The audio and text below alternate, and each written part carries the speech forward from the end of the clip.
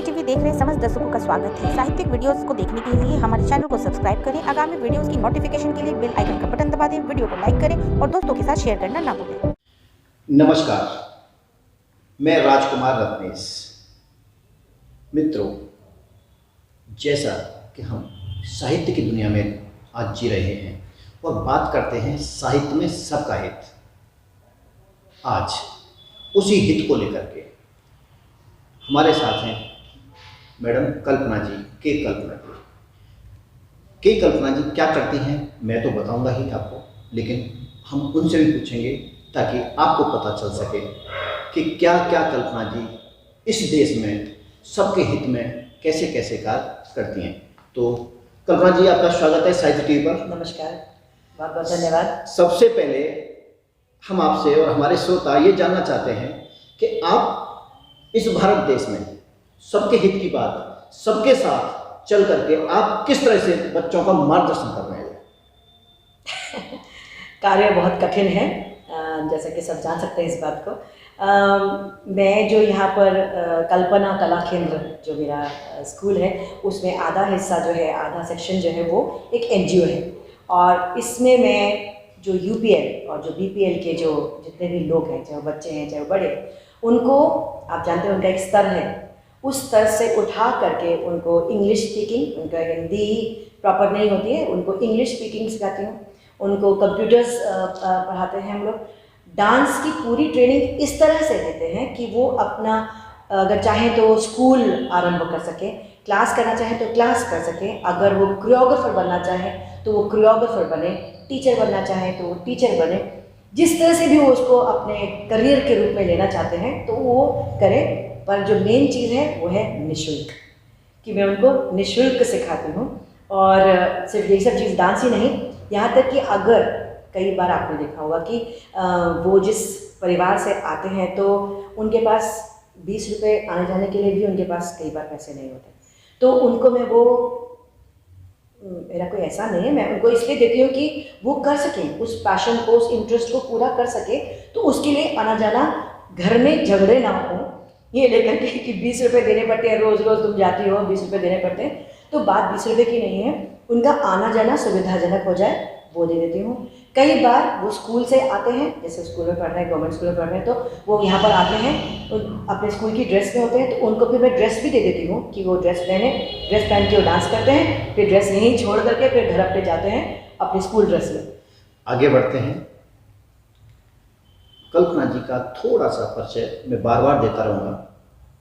आप निःशुल्क बच्चों को शिक्षा के साथ साथ बोलना, नृत्य करना और समर्थ बनाना, ऐसा संकल्प आज आपको हमारी कल्पना जी ने बताया। जैसा कि हमारे देश के प्रधानमंत्री और ये बात बड़े जोर शोर से कहते हैं, स्वावलंबी भारत, आत्मनिर्भर भारत, तो आज आपको उसका एक आईना, उसका एक चश्मा यहाँ देखने को मिलेगा कि कल्पना जी किस तरह से उन बच्चों को जो बिल्कुल आर्थिक स्थिति से बहुत नीचे हैं, बहुत कमजोर हैं, उनको भी पैसे के माध्यम से भी उनकी मदद करना, साथ साथ उनको शिक्षाप्रद बनाना, और साथ साथ में उनको पैसे दे करके अपने पास बुलाना और पैसे दे करके भेजना। फिर बात आती है कि स्कूल यूनिफॉर्म में आते हैं, उनको एक अपनी यहाँ की एक यूनिफॉर्म को उनको देना और उसमें उनको नृत्य कराना, डांस सिखाना, ऐसा हमारी कल्पना जी कर रही हैं। कल्पना जी के बारे में थोड़ी सी बात मैं यहाँ जोड़ना चाहूँगा। कल्पना जी इस देश में ही नहीं है, विदेशों में भी अपना परचम फहरा चुकी हैं। तो जरा हमारे श्रोताओं को बताइए कि आपका विदेश में क्या क्या चल रहा है। जी, मैंने कनाडा में, अमेरिका में, थाईलैंड में, लंदन में सब जगह डांस की क्लासेस, वर्कशॉप्स शुरू किए। रेगुलर नहीं कराती हूँ, वहाँ पर जाके वर्कशॉप करती हूँ 3 दिन का या 5 दिन का या 7 दिन का, उस हिसाब से उसके पहले हम लोग पब्लिसिटी कर देते हैं, और फिर वहाँ पर जो आते हैं वो नॉर्मली फॉरेनर्स ही होते हैं, जो वहाँ के जो सिटीजन्स हैं वो लोग आते हैं और वो सीखते हैं। जो मेरा एनजीओ है वो उस जो धन आता है वहाँ से उसके चलता है, नहीं तो किसी के पास इतना कुआं तो है नहीं।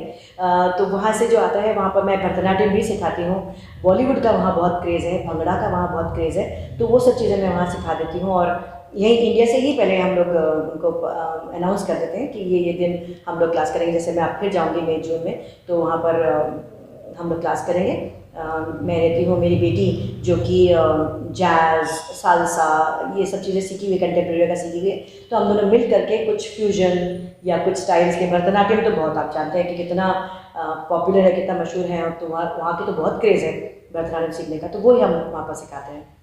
भरतनाट्यम से बात चली, आगे बढ़ते हैं। भरतनाट्यम यानी कि हमारे जो शिव गॉड लॉर्ड शिव जो है, उनका एक नृत्य था जिसे तांडव भी कहते थे। लोगों ने इसको तांडव समझ लिया, लेकिन वो तांडव नहीं था, उन्होंने इतना नृत्य किया था। आज उसकी बात यहाँ हो रही है।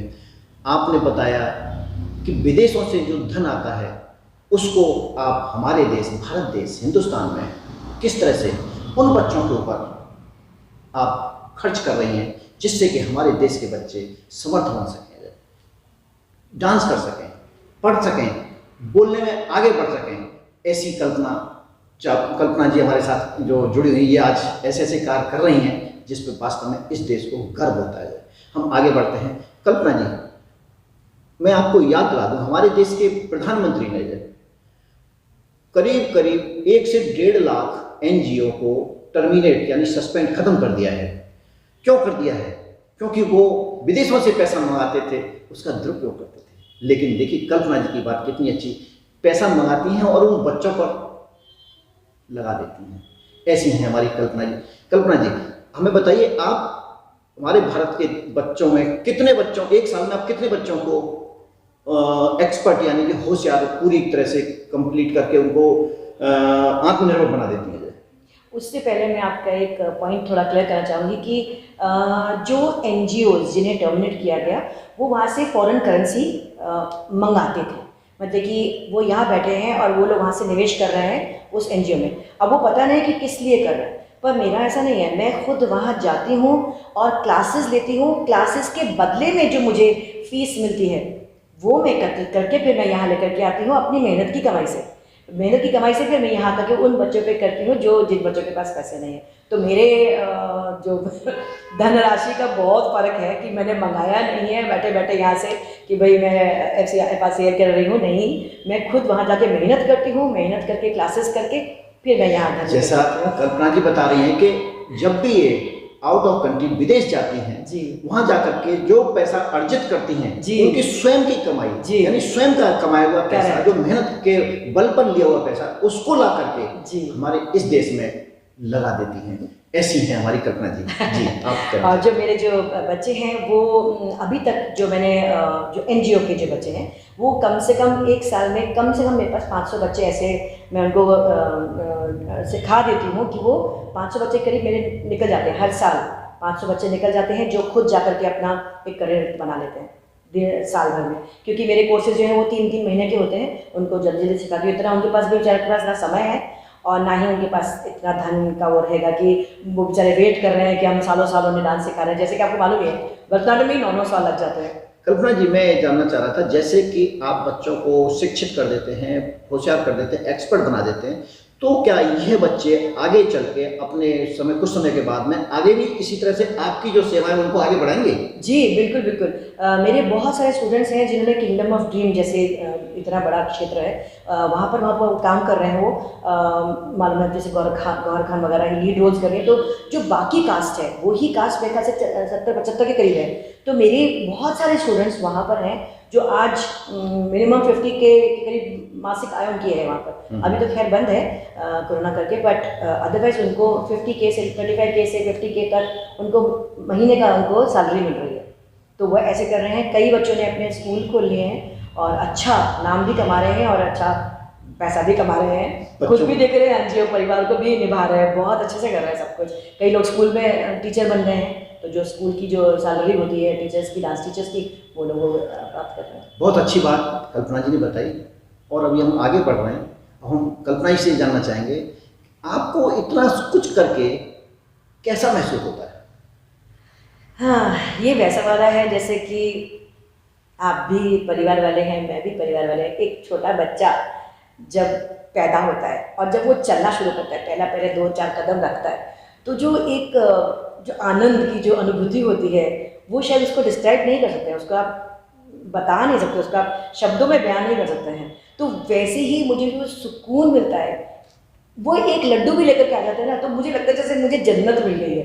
उनका एक लड्डू ऐसा होता है कि क्या बोलूँ, मतलब कि उस समय मेरे आंसू गिर रहे होते हैं, उनको मैं जब भी बोलती हूँ कि जब भी पाती हूँ उनको और जब भी डाल देती हूँ, और इतने वो भी खुश हो रहे होते हैं कि मैम आज आपके बदौलत हम अपने पैरों पे खड़े हैं, और सिर्फ हम अपना ही नहीं अपने परिवार का भी हम देखभाल कर पा रहे हैं, इतना वो है। और उसका जो फीलिंग है ना, वो शब्दों में नहीं आ सकती, शब्दों में बयान नहीं की जा सकती। तो मैं ये कहूँ कि जैसे कि अगर किसी को मैं गुड़ दे दूं और उससे पूछूं इस बात के लिए कि आप मुझे इसका स्वाद बता दीजिए, हाँ। तो मैं नहीं समझता वो उसका स्वाद बता पाएगा। वो स्वाद गुड़ खा करके स्वयं ही हमें महसूस करना पड़ेगा कि उसकी जो अनुभूति है, आनंद है, वो एक अकल्पनीय है। और अंदर से जो एक कहते हैं ना रूंगटे जो खड़े हो जाते हैं, इस तरह से सेहन बनती है, उसका जो आनंद है वो हमें इस तरह से मिलता है। जैसे कल्पना जी ने, जैसे कि आप अपनी बात बता रहे हैं, हमें कल्पना जी एक चीज बताइए, आज आपकी आयु लगभग कितने साल की है? मैं 60 साल की हूँ। 60 साल की हैं। देखिए कैसा चमकता फेस है, आप तो पहले देख लीजिए। कारण क्या है? उसका भी एक कारण है। कारण ये है कि आप बच्चों को शिक्षित करती हैं और नृत्य कराती हैं। नृत्य जब कराती हैं तो स्वयं भी नृत्य करती होंगी, और नृत्य से अच्छा योग आज के माहौल में कोई हो नहीं सकता। कहते हैं नृत्य 5 मिनट और योग 1 घंटा लगभग बराबर होता है। आपका क्या कहना है? बिल्कुल आप ये कह रहे हैं, क्योंकि योग में ना हम बहुत कॉन्सेंट्रेट कर रहे होते हैं और अपनी ऊर्जा को ना एक कर्फ्यू में रखे हुए होते हैं, जबकि डांस में ऐसा नहीं। डांस में पूरा जो आपका बदन है, पूरा जो आपका शरीर है, वो आप पूरी जगह से इस्तेमाल कर रहे हैं।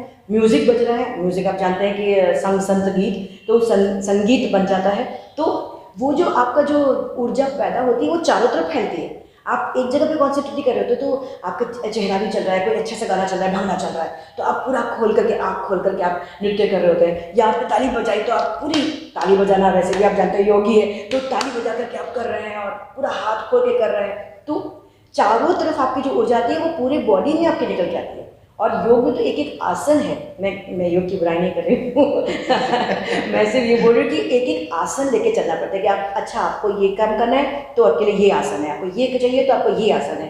डांस वैसे नहीं है, डांस में पूरा बदन, नक से लेकर के पूरा सिर तक आपका पूरा बदन चल रहा होता है, तो आपकी एनर्जी सोचिए कितनी अच्छे से दिल की धड़कनें फर्स्ट से चल रही होती है और आप एंजॉय कर रहे होते हो, पूरे उत्साहित उसमें होते हैं। नृत्य के बारे में बताया, योग की भी बुराई नहीं की लेकिन योग वास्तव में, योग के लिए कहा गया है, अगर योग इतना आवश्यक है आपके लिए, भोजन नहीं, जिस दिन आपने योग नहीं किया तो उस दिन आप भोजन मत कीजिए, योग कीजिए तो भोजन कीजिए। योग के बारे में ऐसा कहा गया। लेकिन योग से एक पर्टिकुलर्स यानी कुछ भिन्न और स्पेशल विशेष ऐसे योग हैं जिनसे कई रोगों को दूर किया जा सकता है, लेकिन नृत्य में ये लागू नहीं होता। जब आदमी नृत्य करता है, कोई भी महिला पुरुष नृत्य करता है, तो उसमें नीचे की 5 उंगलियों से लेकर के और सिर तक, यहाँ तक उसका ब्रह्मांड है, जब दिमाग भी काम कर रहा होता है, और उसको जैसा बताया ना, गीत के साथ साथ गीत चल रहा है, आप गुनगुना रहे हैं, उसके साथ साथ आपको स्टेप भी करने हैं, तो आपकी जो प्रबुद्ध, यहाँ की जो बुद्धि है वो भी आपकी तेज होगी। ऐसा नृत्य आपको सिखाता है। कल्पना जी आगे बढ़ते हैं। जय आप हमें बताइए, अब 60 साल की आप हो गई, इस टर्म्स को कितने दिन तक और लेके जाना चाहती हैं? ये तो कहना थोड़ा मुश्किल है, पर जैसा कि मैंने कहा कि डांस ऐसा है कि उसके अंदर ही योग है, तो अगर कोई 60 साल का है और वो योग सीखना चाहता है तो हम उसको मना तो नहीं करते कि आप योग मत सीखिए। जब उसकी कोई आयु नहीं है तो डांस की भी कोई आयु नहीं है, और जब तक भगवान ने चाहा, मेरे पैर सलामत है, मैं खुद सलामत हूँ, तो मैं सीखती रहूँगी और सिखाती रहूँगी और करती रहूँगी।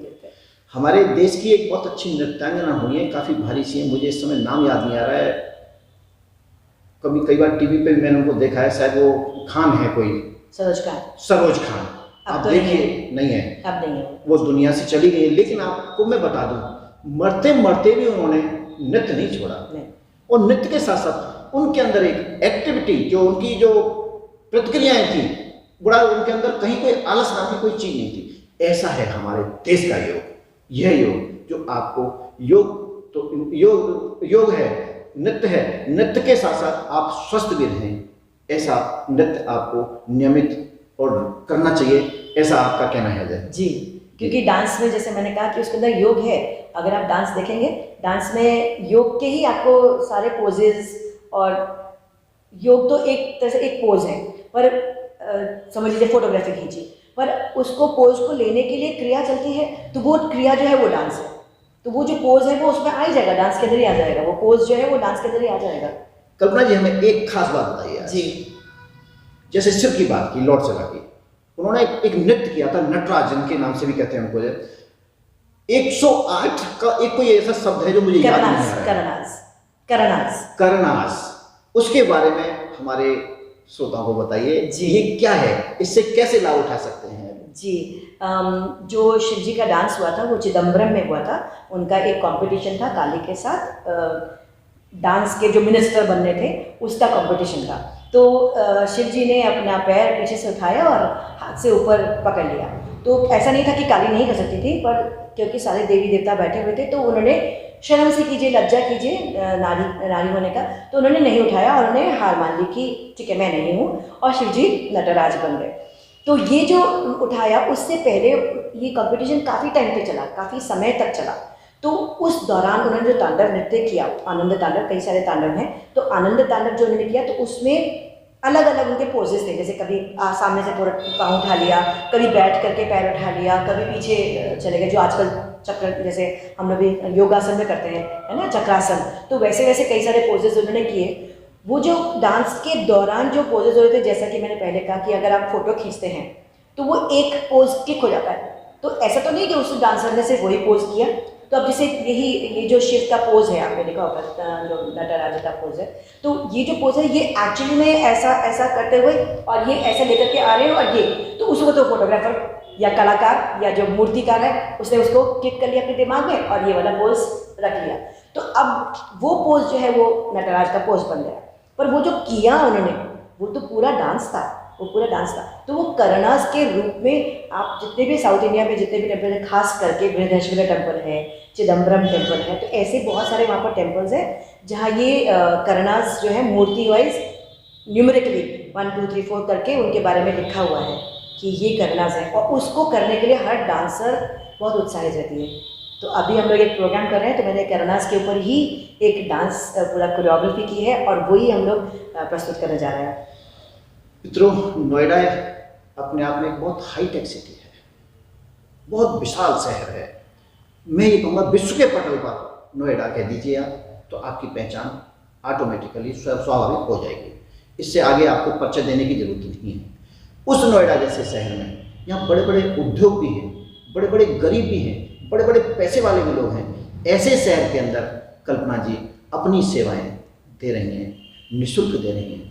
तो आगे हमें बताइए, आपकी जो सेवाएं हैं इसका किस तरह से लाभ ले सकते हैं समाज के लोग, शहर के लोग किस तरह से लाभ ले सकते हैं? जी, जैसे मैंने पहले बोला कि डांस योग भी है, तो अगर जैसे मोदी जी भी कह रहे हैं, सब लोग कह रहे हैं, फिटनेस को लेकर के बहुत जा रहे हैं, तो अगर हम उसको डांस के रूप में, एक हॉबी के रूप में अगर सब लोग सीखेंगे तो उनका अपने आप ही एक डिसिप्लिन आ जाएगा।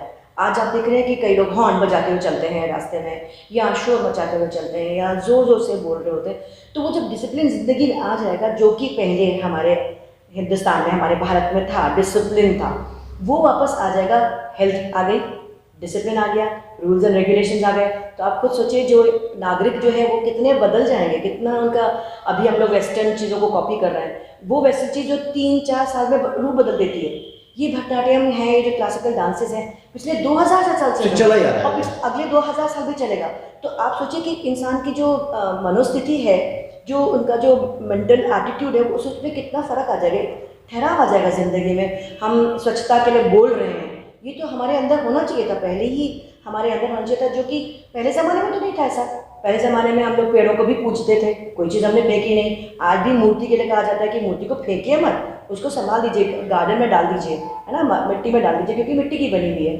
तो अगर ये सब चीज़ें हम किसी भी माध्यम से, अब मैं तो डांस के माध्यम से कर रही हूँ, कि डांस के माध्यम से अगर आपको अपना धर्म, जबकि मैं तो मानती नहीं कि हिंदुइज़्म कोई धर्म है, हिंदुइज़्म एक तरीका है ज़िंदगी जीने का, है ना। उसमें आपको हम भगवान के बारे में बताते हैं, भगवान सबको अलग अलग हमने डिस्ट्रीब्यूट किया है। मैंने कहा था पहले भी कि मिनिस्टर्स हैं, तो अलग अलग मिनिस्टर्स हैं। जो अब मेरे को अगर लोन की ज़रूरत है तो मैं लोन वाले मिनिस्टर के पास जाऊँगी, अगर मुझे एजुकेशन की ज़रूरत है तो मैं एजुकेशन मिनिस्टर के पास जाऊँगी। तो वही हमने भगवानों को हमने विभाजित कर दिया कि आपने अगर आप एजुकेशन कर रहे हो तो आप सरस्वती की पूजा करो, तो सारस्वती ये सरस्वती हैं। तो हमने ये कर दिया। तो ये चीज़ अगर हम नॉर्मल लाइफ में लेके जाएं, नॉर्मल लाइफ में, तो हमको कुछ प्रॉब्लम ही नहीं होगी। स्वच्छता जो हम लोग चलाते फिर रहे हैं, हमको करने की जरूरत नहीं पड़ेगी। हम पेड़ों को काट रहे हैं, हमको जरूरत नहीं पड़ेगी। हम माँ बाप को लोग बाग छोड़ करके आ रहे हैं ओल्ड एज होम में, जो ज़रूरत ही नहीं पड़ेगी, क्योंकि ये तो हमारी परंपरा में रहा है। ये सब चीज़ें हमारी परंपरा में थी, कुछ अलग से नहीं बताया गया था पहले, क्योंकि एक वे ऑफ लाइफ था। तो आज उसको हम बोल देते हैं धर्म, जिसके ऊपर झगड़े शुरू जाते हैं। तो ऐसा धर्म तो है ही नहीं। बात साहित्य की थी परिवार पर चली गई, परिवार से हटकर प्रधानमंत्री पर चली गई, लेकिन लवो लुभाव सारा का सारा अगर हम एक मुद्दे पर आकर ये कहें कि ऐसी सेवाएं आज कल्पना जी जो कर रही हैं, बल्कि मैं ये कहूँगा कि जो हमारे देश के प्रधानमंत्री ने जो संकल्प लिया है उस पर आप खरी उतर रही हैं। खरी उतरते हुए उन बच्चों को जिनका कोई भी ऐसा होनहार आदमी उनके परिवार में नहीं है जिससे कि वो बच्चों को यहाँ तक ला सके और ये ऐसी शिक्षाएं दे सके, नृत्य करा सके, नृत्य सिखवा सके, क्योंकि शहरों में ये जो चीज़ें, इनकी जो वैल्यू है, कीमतें बहुत ज़्यादा होती है, हर बच्चा इसको अफोर्ड नहीं कर सकता है। आप अपनी तरफ से क्या कहना चाहेंगी आज हमारे श्रोताओं को? कहने के लिए तो बहुत सारी बातें कहते हैं, डांसर के पास आप माइक दे दो तो वो आरंभ हो जाते हैं। पर मेरा सिर्फ मानना इतना ही है कि अगर हम परंपरा के अनुसार चलें, हमारा जो धर्म है, जिसको भी हम धर्म कहते हैं, कि अगर हम स्वच्छता रखें, हम पॉपुलेशन को कंट्रोल में रखें, हम एनवायरनमेंट का ख्याल रखें। आज कितनी परेशानियाँ हैं, ये सब चीज़ें हो जाएंगी अगर हम डिसिप्लिन में रहें। थोड़ा भी अगर डिसिप्लिन रहे, वेस्टर्न चीज़ें तो लोग हमको कॉपी कर रहे हैं, हम उनको कॉपी कर रहे हैं, तो एक खिचड़ी सी बन जाएगी। अपनी चीज़ को पहले सीखिए, पहले अपने देश को जानिए, अपने देश के कल्चर को जानिए, आप उनके हेरिटेज को जानिए, ट्रेडिशंस को जानिए। तो आप में पहले अपने अंदर तो भरिए उस चीज़ को। आप अपने इतिहास पर आइए तो सही, बिल्कुल, उसको जानिए तो सही, बिल्कुल, आपको उसके अंदर बहुत कुछ मिलने वाला है। एब्सोल्युटली। आप धैर्यपूर्वक इतिहास पर अमल तो करें, सीधे आप पाश्चात्य की तरफ न जाएं। अगर न जाएंगे तो जो भी आपके पास में है आप उसको तो लुटा ही लेंगे, बर्बाद कर देंगे, नष्ट कर देंगे, और आप वहाँ के भी हो नहीं पाएंगे। तो इसलिए आवश्यक है कि आप आइए अपने देश में। हमारे देश को सोन चिड़ैया भी कहा जाता है। इस सोन चिड़ैया यानी सोने की चिड़िया हमारा जो मुल्क है, भारत है, इसमें देखिए बहुत सारी चीज़ें हैं। यही एक वो देश है जिसमें कि आपको चार मौसम मिलते हैं। यहाँ सब कुछ आपके लिए है। विदेश की तरफ प्रस्थान मत कीजिए, मत पाश्चात्य को अपनाइए। अपनाएंगे तो सर्वनाश निश्चित है। इतिहास से जितना आप दूर जाएंगे तो आपका विनाश भी उतना ही तेजी से ही निश्चित होगा। साहित्य में सबका हित, आज मैं राजकुमार रत्नेश के कल्पना जी के साथ में जो वार्ता हुई है, बहुत समझता हूँ कि आपके लिए बहुत ही महत्वपूर्ण सिद्ध होगी। जी, बहुत बहुत धन्यवाद, बहुत बहुत धन्यवाद। नमस्कार। नमस्कार। साहित्य टीवी देख रहे समस्त दर्शकों का स्वागत है। साहित्यिक वीडियोस को देखने के लिए हमारे चैनल को सब्सक्राइब करें। आगामी वीडियोस की नोटिफिकेशन के लिए बेल आइकन का बटन दबा दें। वीडियो को लाइक करें और दोस्तों के साथ शेयर करना ना भूलें।